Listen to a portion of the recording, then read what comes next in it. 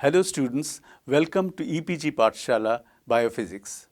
I am Dr. Ravi Majumdar, Emeritus Professor, Department of Natural Sciences, West Bengal University of Technology in Kolkata, and formerly I was Professor and Head, Biophysics Division, Shah Institute of Nuclear Physics in Kolkata. Today we'll talk about the rigid rotator, energy levels for molecular vibrations, and Raman spectrum. Name of the paper, as you all know, is Quantum Biophysics. Now, what are we going to learn from this lecture? Well, these are solutions for energy levels and wave functions of a rotator, rotational energy levels of a molecule, Raman spectrum for molecular rotations and vibrations, and properties of rotational angular momentum and spin. We know that a diatomic molecule can vibrate as well as rotate.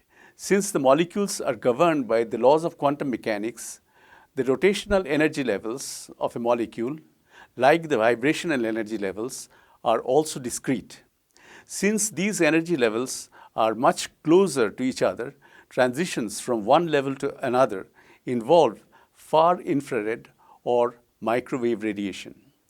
A rigid rotator serves as a model for molecular rotation and helps us to obtain the rotational energy levels and wave functions. Since rotation involves angular momentum, some properties of the angular momentum and spin are also outlined. Well, this is very important in quantum mechanics. And finally, the Raman spectrum involving molecular rotations and vibrations are described. Raman effect involves visible light and can be detected easily by using lasers. Thus, in modern times, laser Raman spectroscopy has become a very important tool in studying molecular vibrations and rotations. Let me now tell you the objectives of this lecture. The Schrödinger equation is solved in spherical coordinates to obtain the energy levels and wave functions of a rigid rotator.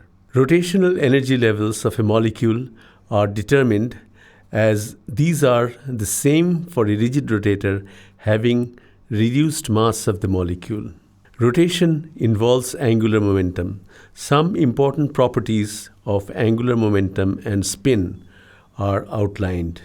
Raman spectrum involving molecular rotations and vibrations are described.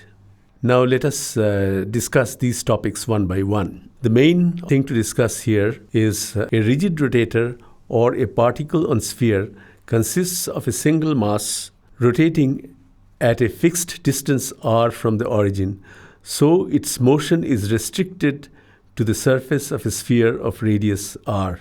So this is shown in the figure on the left hand side. Well, you can see the rigid rotator.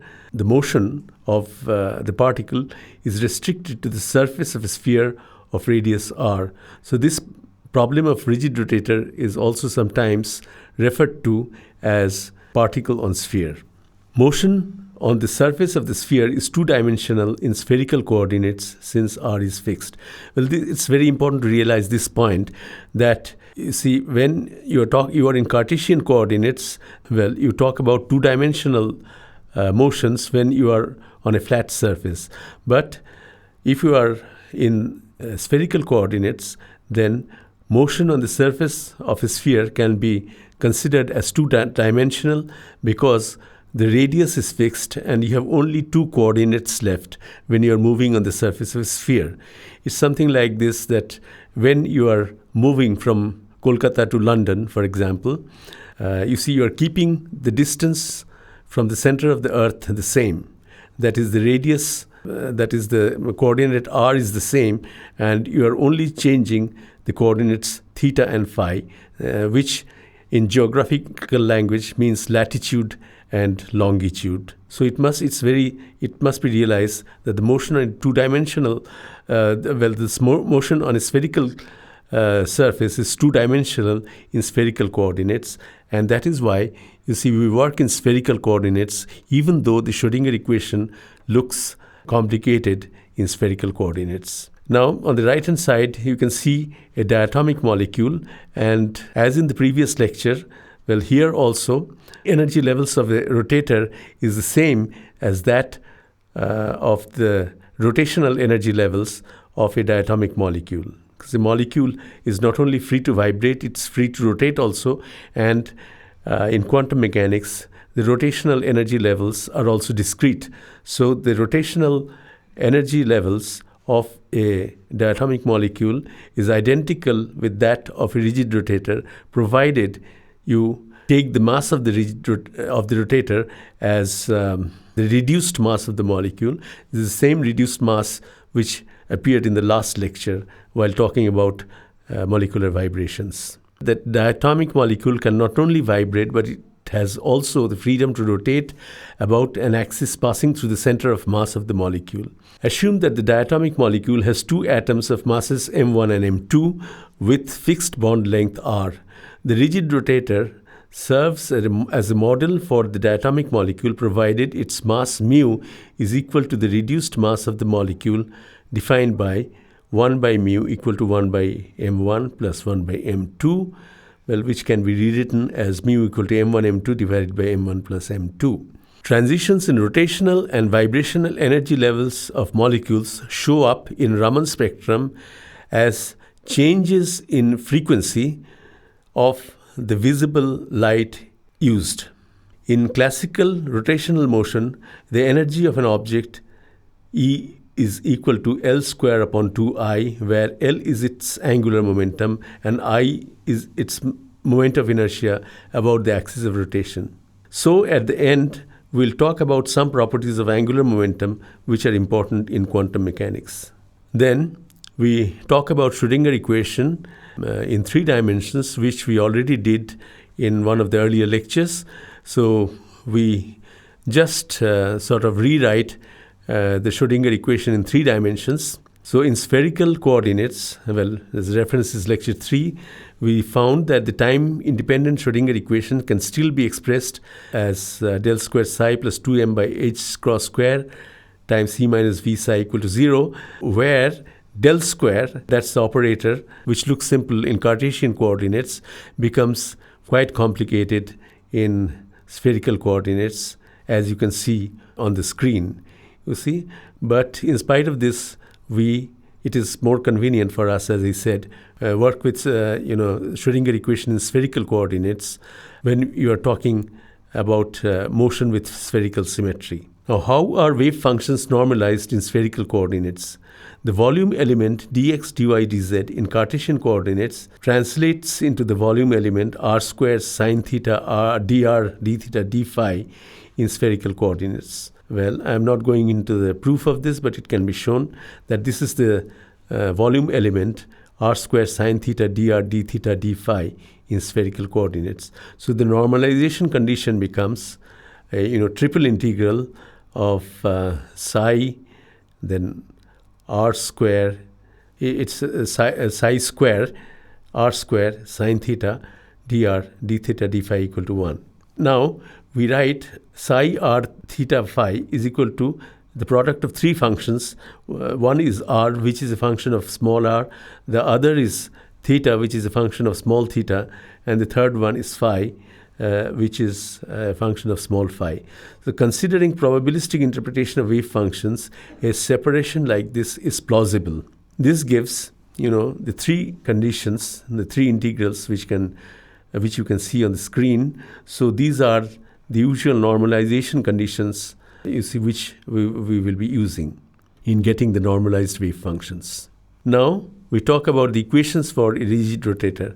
For a rigid rotator or a particle on sphere, the position of the mass mu is described by 2 coordinates theta phi at all times, so that the problem is 2-dimensional with r fixed, as I already told you. Also, the potential V is equal to 0 as the particle moves freely. It is free to move on a spherical surface. So using the symbol y as a function of theta and phi for the rigid rotator wave function, we must solve the equation, del square y plus 2 mu by h cross square Ey equal to 0, in del square, we have dropped the first term, which involves differentiation with respect to r, because in this case r is fixed, and therefore only the two terms occur in the expression for del square. Well, in spherical coordinates, this is the expression for del square which we have to use. Now, if we multiplied the resulting equation by r square, then you get the following equation, that is 1 by sine theta d theta, and then sine theta dy d theta plus 1 by sine square theta d square y by d phi square plus beta y is equal to 0, where beta is equal to 2 mu r square upon h cross square times energy. Now, you can realize that this quantity mu r square, mu is the moment of inertia of the rigid rotator, okay, about the axis of rotation. Mass times, it's a point mass, so mass times the distance from the axis of rotation square, so mu r square gives you the moment of inertia for the rotator. So you have, right from the beginning we are assuming the mass to be mu, and when we talk about the diatomic molecule, we will call this mu as the reduced mass of the molecule. So beta contains energy. So this is 2I by h cross square times the energy, where I is equal to mu r square is the moment of inertia of a single mass mu about an axis passing through the origin. Now, use the separation of variables y theta phi equal to capital theta is a function of theta and capital phi is a function of phi. So putting y equal to theta phi in the main equation and rearranging terms, we get this sine theta by capital theta d theta sine theta, and the differentiation of capital theta with respect to small theta plus beta sine square theta equal to minus 1 by phi times d square capital phi by d phi square. So the left-hand side of this equation is a function of theta only, and the right-hand side is a function of phi only. So we equate each side to a constant m square, which is independent of theta or phi. This m should not be confused with mass. In terms of m square, the equation separates into a theta equation and a phi equation, which you can see on the screen. Introducing a new variable x equal to cosine theta, the first equation, that's the theta equation in terms of x, which is the last equation you can see on the screen. So we recognize that this is an associated Legendre equation, which is the first equation on the screen, provided beta equal to L into L plus 1, where L is 0 or a positive integer. So we have identified the theta equation, the well-known associated Legendre equation, provided, of course, beta should be equal to L into L plus 1. Now we come to the energy levels and wave functions. Now for the rotator, it is customary to designate the relevant quantum numbers as Jm instead of Lm. When we consider this rotator or the rotational motion of molecules, we refer to the rotational quantum number not as L but as J. So this condition beta equal to L into L plus 1 can be rewritten as beta equal to J into J plus 1. It's just sort of rewriting the same thing with the notation changed. Now, since B is connected with the energy, as we found that B is equal to 2I divided by h square E, so this immediately tells us that the energy levels are discrete, and it's given by, E equal to, I have written Ej, that is the jth rotational energy level, that is equal to J into J plus 1 times h cross square upon 2I, where J is equal to 0, 1, 2, 3, and so on. So, this condition, beta equal to J into J plus 1, immediately gives us the discrete energy levels of the rigid rotator. Now, in our equation, theta, capital theta, is the associated Legendre function.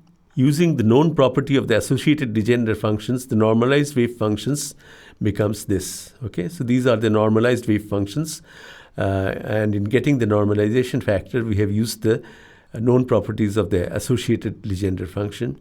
So you get the normalized wave functions, the theta part of the wave function, Pjm cosine theta.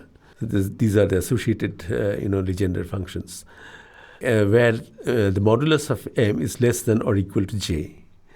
Thus, for a given value of j, the quantum number m can take the following two j plus 1 values, that is m equal to minus j, 0, and to plus j. So if j equal to 0, m is always equal to 0. If j equal to 1, m can be minus 1, 0, plus 1.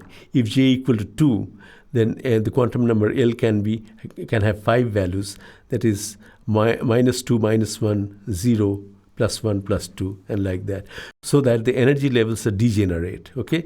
Because the energy levels depend only on the quantum number j, and doesn't, and is the same for all quantum numbers m, which belongs to that quantum number j. Now, solving phi equation, which is simple, the normalized wave functions are phi m is equal to 1 by root 2 pi is the normalization factor multiplied by e to the power I m phi. So the complete normalized wave function is the product of theta and phi, so which is y j m theta phi times 1 by root 2 pi, and these are the normalization factors, and then e to the power, the important thing is e to the power I m phi, and then the associated Legendre function pjm cosine theta. These functions are called spherical harmonics, okay? So the wave functions for a rigid rotator, these are given by these spherical harmonics. So we have found out the energy levels as well as the wave functions. Now let us talk about the energy gap.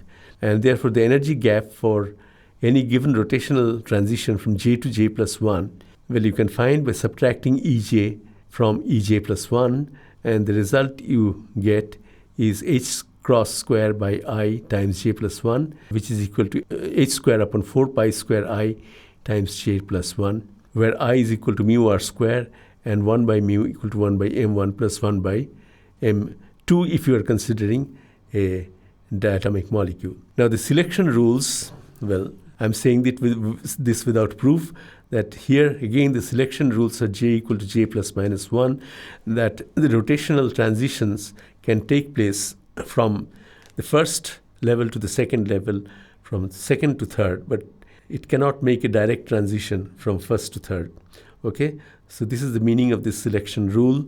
So delta j has to be plus minus 1. Now, if you know the energy gap, you can find out what is the transition frequency by using delta E equal to h nu. Now here we talk about the transition frequency and not the transition wavelength, because in infrared or microwave region, the radiation is characterized by frequency. The unit is hertz or megahertz and not wavelength, okay? For example, when we talk about, tuning a radio, you see, we talk about the radio frequencies in terms of, so many megahertz and things like that. So we'll always use the unit of frequency while describing, infrared or microwave radiations. Now let us consider an important example.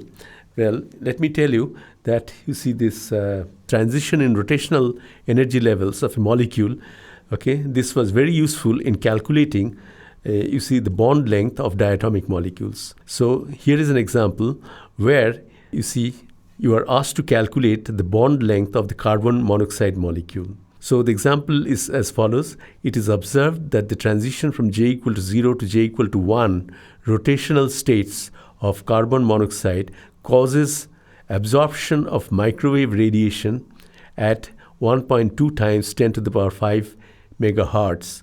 1 megahertz is 10 to the power 6 hertz. So this is actually 1.2 times 10 to the power 11 hertz.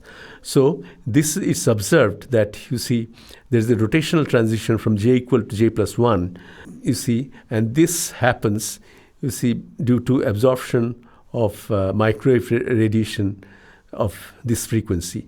Now use these experimental data to calculate the bond length of carbon monoxide. The given where the proton mass is 1.67 times 10 to the power minus 27 kg. Atomic weights of carbon and oxygen atoms are 12 and 16. So let me discuss the solution. First of all, you calculate the reduced mass mu of the carbon monoxide molecule, okay? So the reduced mass of the carbon monoxide molecule, turns out to be, so here is mc is the mass of the carbon atom, mo is the mass of the oxygen atom. So mc is, since the atomic weight is 12 for carbon, so it's 12 times mass of the hydrogen atom. Here it is 16 times for oxygen. The mass of the oxygen atom is 16 times the mass of the hydrogen atom. So expression is 12 mH times 16 mH divided by 12 mH plus 16 mH. The mass of the hydrogen, so it turns out to be 48 mH by 7. Mass of the hydrogen atom is the same as mass of the proton, which is given. So you can put that mass and find out reduced mass in kilogram also if you wish. But here I have written this is equal to 6.85 times the mass of the hydrogen atom or the proton mass. The transition from J equal to 0 to J equal to 1 takes place at this frequency, which is given 1.2 times 10 to the power 11 hertz. Well, you have always to change it to hertz when doing the calculation, because this is the unit for frequency in MKS unit. So you must convert megahertz into hertz. This is important. Thus, putting J equal to 0 in the equation for delta E and using delta E equal to h nu, we obtain delta E equal to h nu equal to h cross by I. The expression for delta E becomes h square by I, and that is to be equated to h nu. So this is h square upon 4 pi square, because h cross is h by 2 pi and I is equal to mu r square. So this is delta E equal to h nu equal to h square upon 4 pi square mu r square. So from here you can get r, that is bond length of the carbon monoxide molecule. That becomes equal to 1 by 2 pi under root of h by mu nu. So you put the value of h and put the value of mu, the reduced mass, which we have already determined, and you put the value of the observed frequency. You see the frequency of absorption for the rotational transition. So this is that frequency in hertz. So if you calculate that, you will get the result in meters, and that turns out to be 0.113 nanometers, which is approximately equal to 1.1 angstrom unit, 1.13 angstrom unit. So that is the usual bond length of diatomic molecules. You see, it could be, it's more than 1 angstrom unit, and it could be around 1.5 or so also in some cases. So that's all about, you see, the rotational energy levels and the wave functions. Well, now we come to the molecular spectra. If you have diatomic molecule, then you see the electrons in the molecules, you see they have their own levels. Then you have got the vibrational energy levels. You see V equal to 0, 1, 2, 3, 4, and so on. The electronic energy levels are far apart, and the vibrational, because the next electronic energy level would be much higher up, and the vibrational energy levels, you see, are closer than the electronic energy levels. And then you have got the rotational energy levels, which are still sort of closer to each other than the vibrational energy levels. So each vibrational energy level has a set of rotational energy levels, as we can see. Okay, so in this lecture we have calculated the rotational energy levels, which are shown here. So for each vibrational energy level, there is a series of rotational energy levels superimposed. So let me read out. Well, this figure describes electronic, vibrational, and rotational energy levels of a diatomic molecule. The drawing is, of course, not scaled. Transition wavelength or frequency ranges from UV visible to infrared and microwave regions. Because if you consider electronic transitions in electronic energy levels, as in atoms, then it is in the UV or visible region. And then if you talk about the changes in the vibrational energy levels, that involves, well, these are closer together, so the wavelengths are longer. So it involves infrared radiation. And if you're going to, rotational energy levels, these are still closer to each other.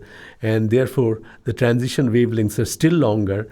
And therefore, those transitions occur in the microwave regions. Well, in this connection, it's very important to show the picture of Sir C.V. Raman. He was awarded Nobel Prize for the discovery of Raman effect, which makes it possible to study vibration-rotation spectra of molecules by using visible light instead of infrared radiation. So this is a very important, discovery, and it could not be put to practice at that time, you see, because the Raman spectrum was very feeble.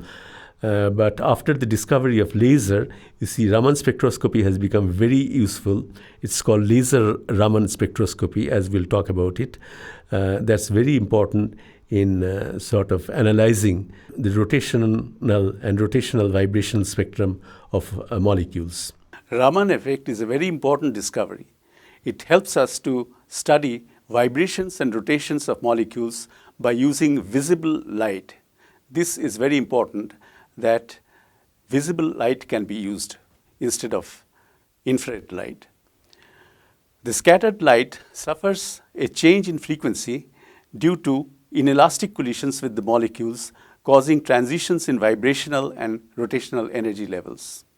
Due to much stronger elastic Rayleigh scattering, Raman effect was usually very difficult to detect until lasers were discovered. Laser Raman spectroscopy is now one of the widely used methods for studying molecular spectra. So let us talk about Raman spectroscopy. As I said, the main advantage of Raman spectroscopy is that it uses visible light instead of infrared to study vibrational spectra of molecule. Transition in vibrational energy levels shows up. The change in frequency suffered by the incident visible light, is called the Raman effect.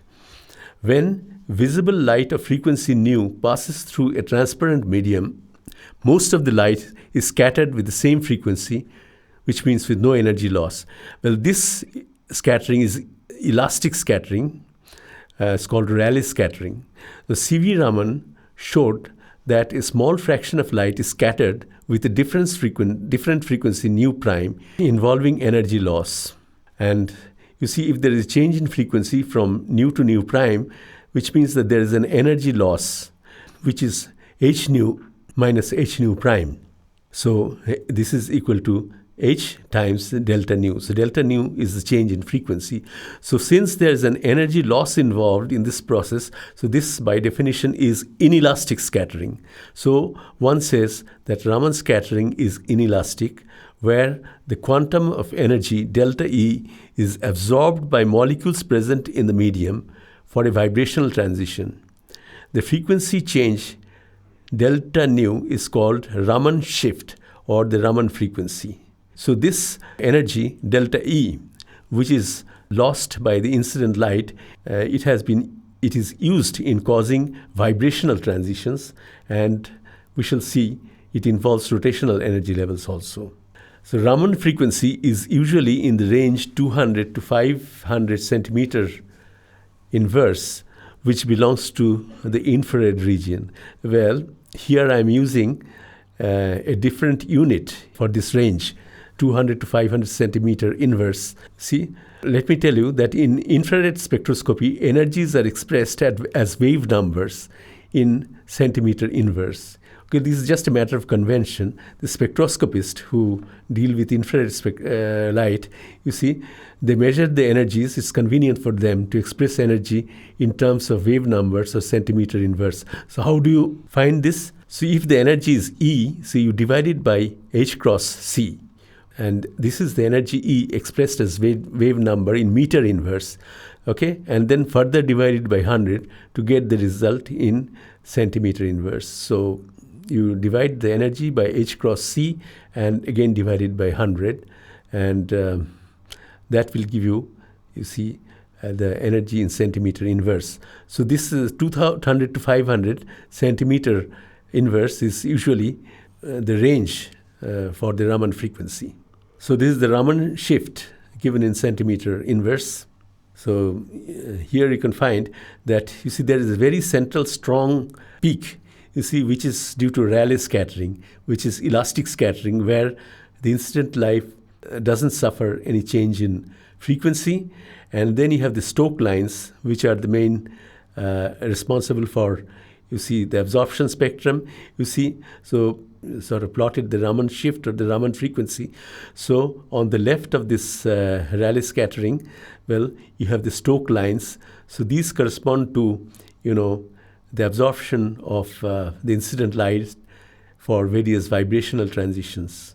And anti-Stokes lines, they correspond to, emission of frequency. Now the Raman spectrum with Stokes and anti-Stokes lines are shown. Central region shows intense Rayleigh scattering. Intensities are not scaled, of course, because this is much stronger than these. And that is why it was very difficult to observe Raman scattering in those days because of this strong Rayleigh scattering peak, which is close by.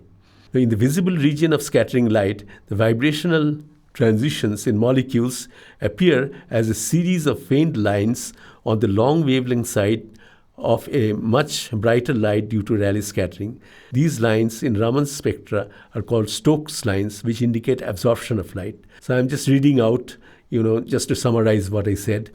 Well, there are also anti-Stokes lines appearing on the short wavelength side of the Rayleigh scattering line, indicating that the molecules may also emit quanta of light due to transitions from upper vibrational levels to lower ones. Such lines are even fainter than Stokes lines. Why?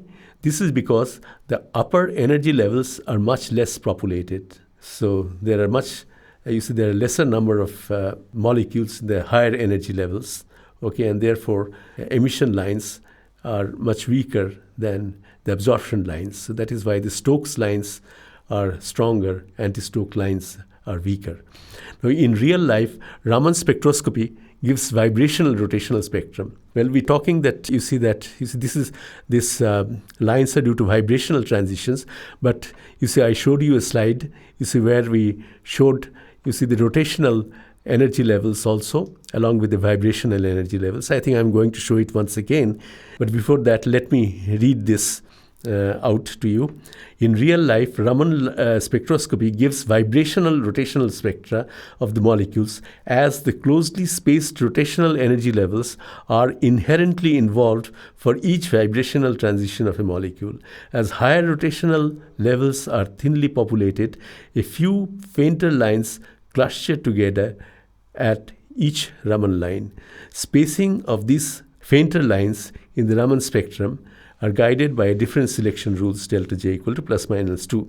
Well, this is not very important for us. This is about, the rotational lines which are superimposed on the vibrational lines. Those are very faint lines. So let me just show you by figures, you see that why you cannot have a pure vibrational spectrum.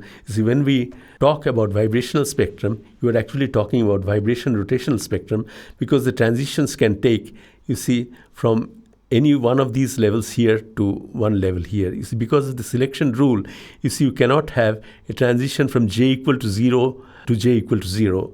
J equal to 0 on the right to J equal to 0 on the left. Such a transition is forbidden by selection rule, and therefore, according to the new selection rule, which I just told you about, delta J equal to plus minus 2, the transition can take place, from one of the rotational lines to one of the rotational lines on the left, subject to the selection rule delta J equal to plus minus 2. So when you talk about the vibrational transition from V equal to 0 to V equal to 1, you are actually, talking about vibration rotation transition. But Raman spectroscopy is also useful in studying pure rotational spectrum of the molecules without involving vibrational transitions. Because in some cases, it may so happen that the vibrational transition may not be involved at all. The transition may be taking place, within the rotational levels belonging to a single vibrational energy level. So it is not necessary that a transition will always take place. Between the two vibrational levels, it can also be a pure rotational spectrum which can take, place due to transitions in the rotational levels, which belongs to a single vibrational level. Say, let us say V equal to 0 or V equal to 1. Now, homonuclear molecules like hydrogen, oxygen, and nitrogen, having no permanent dipole moment, do not absorb infrared, but show up in a Raman spectrum? Well, I'm not saying why, but you see, we know the reason these days that why molecules like H2O2 and N2, they do not absorb in the infrared. You see, but they show up in the Raman spectrum. Now, this is because the induced dipole moment, mu equal to alpha E, well, due to electric field E of the incident light in these molecules vary as the polarizability alpha varies slightly due to molecular vibration. So this is a little sort of involved reasoning because you have, you see, induced dipole moment, you see, in such cases, and the induced dipole moment vary as the polarizability alpha varies slightly due to molecular vibrations. Okay, so you see, if you want to study the rotational properties of these molecules, then you cannot do it, you see, from pure rotational spectroscopy. You have to sort of use a Raman spectrum, see, to study that. Okay. Due to the presence of intense Rayleigh scattering, Raman spectroscopy remained a difficult technique for practical use until lasers were developed. As I said, laser Raman spectroscopy is one of the most widely used techniques of modern science in recent years. It has been used extensively for probing molecular structures in physics, chemistry, and biology. Now, you see, there are some properties, you see, because rotation is intimately, angular momentum is intimately involved with rotation. So at the end, we talk about, you see, some properties of the angular momentum. So this is the angular momentum, that is R cross P. That's the definition of angular momentum, which you already know. If you compare this result, then you see Ej equal to J into J plus 1 h squared by 2I. So if you compare this with the classical expression for the rotational kinetic energy, then well, this is the rotational analog of E equal to P square upon 2m. So if you compare the two equations, you find that L square is equal to J into J plus 1 h cross square. So we would expect, well, this is an important note, that we would expect J square in place of J into J plus 1 in view of the Bohr model. Okay, because in Bohr model, you know that angular momentum is an integral multiple of h cross. Okay, but here you find it's not really an integral multiple of h cross. Well, it's not J square h cross square, but it's J into J plus 1 h cross square. Replace the classical equation L square by 2I by the corresponding operator equation in quantum mechanics. Now, for a freely moving object on the surface of a sphere, well, h square should be equal to h cross square by 2 mu del square. That was this was the Hamiltonian operator, you see, when there's no potential energy. So this is equal to h square upon 2I. Well, since I is equal to mu r square, it can be expressed like this. And comparing, you see, the last two equations and that one, we get L square equal to minus h cross square times the whole thing under the bracket, which you can see on the screen. Now, expressing Schrödinger equation for a particle on sphere, which you can see on the board, on the screen, in terms of angular momentum square operator, well, we can express this Schrödinger equation in this form. Okay, L square y equal to beta h cross square times y. Since y equal to, you see, depends on the quantum numbers j and m, and beta equal to j into j plus 1 are the same as those of a rigid rotator. So you can express that as the last equation as L square. You can just write the subscripts jm here and jm there, and j to j plus 1 for beta. So this is the operator equation for L square with eigenvalues L square equal to j into j plus 1 h cross square. So the allowed values of the angular momentum are, you see, the modulus of this, which is root j into j plus 1 times h, where j is equal to 0, 1, 2, 3, and so on.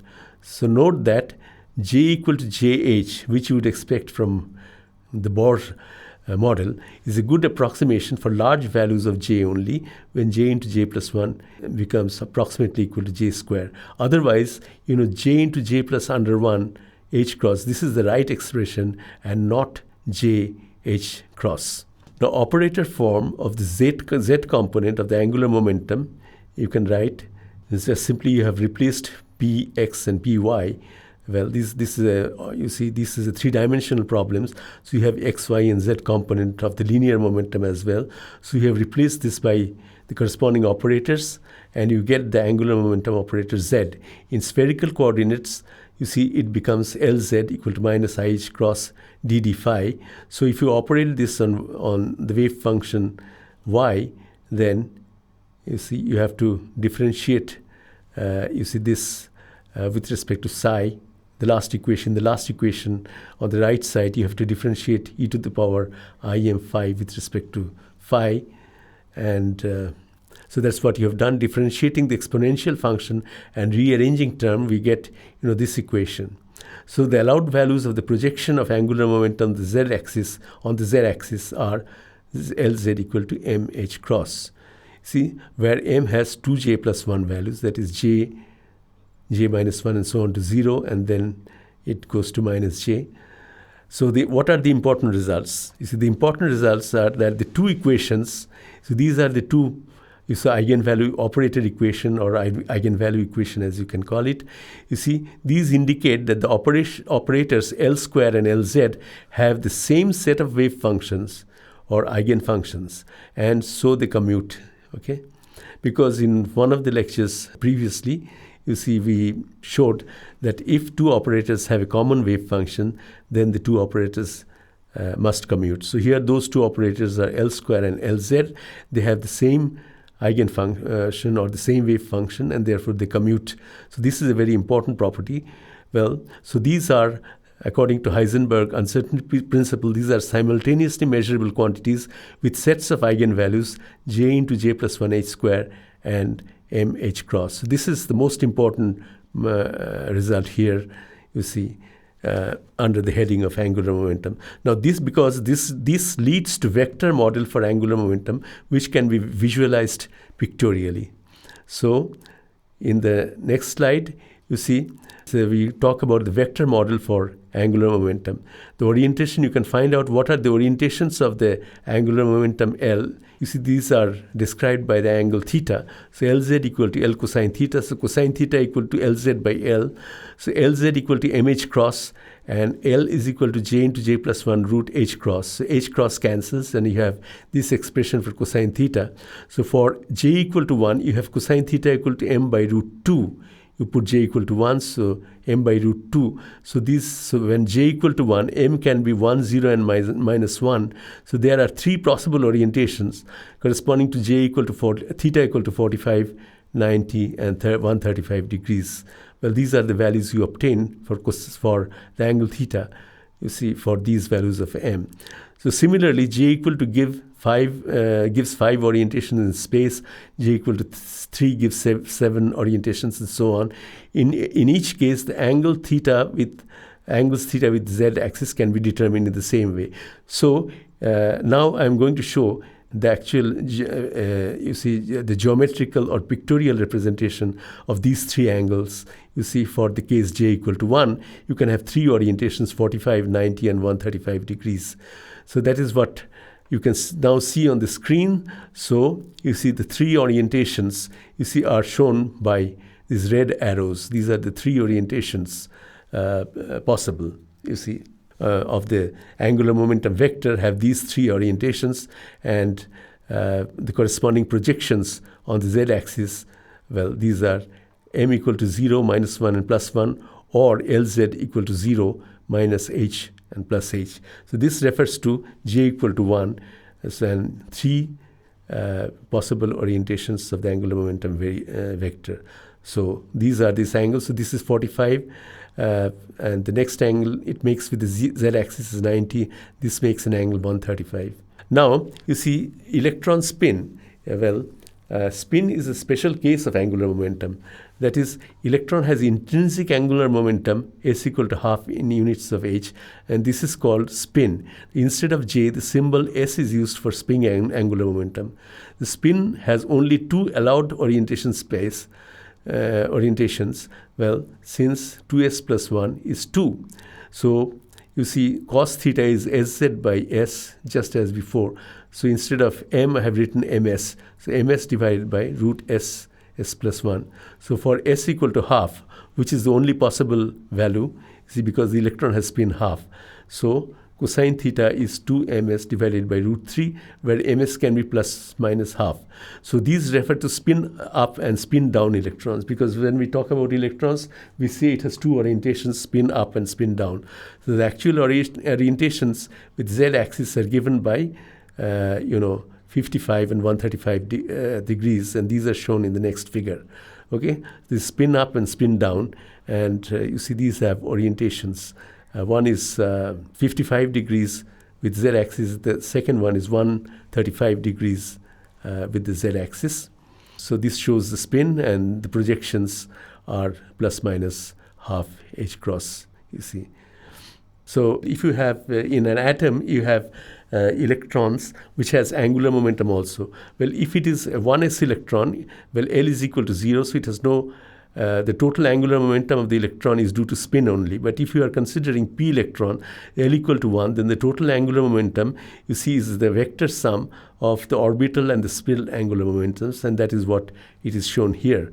And the vector sums are evaluated by using what are known as Clebsch-Gordon coefficients, you see, for which specific tables are available. So for practical use, one can use, you see, Clebsch-Gordon coefficients.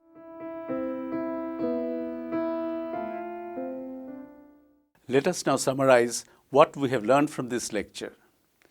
The Schrödinger equation is solved to obtain the energy levels and wave functions of a rigid rotator in terms of its moment of inertia about the axis of rotation. Rotational energy levels of a molecule are estimated as these energy levels are the same as those of a rigid rotator having reduced mass of the molecule. It is described how visible light is used in Raman spectroscopy to study the vibrational and rotational energy levels in molecules. And finally, some related properties of angular momentum and spin are outlined, as these are intimately associated with rotation. Thank you.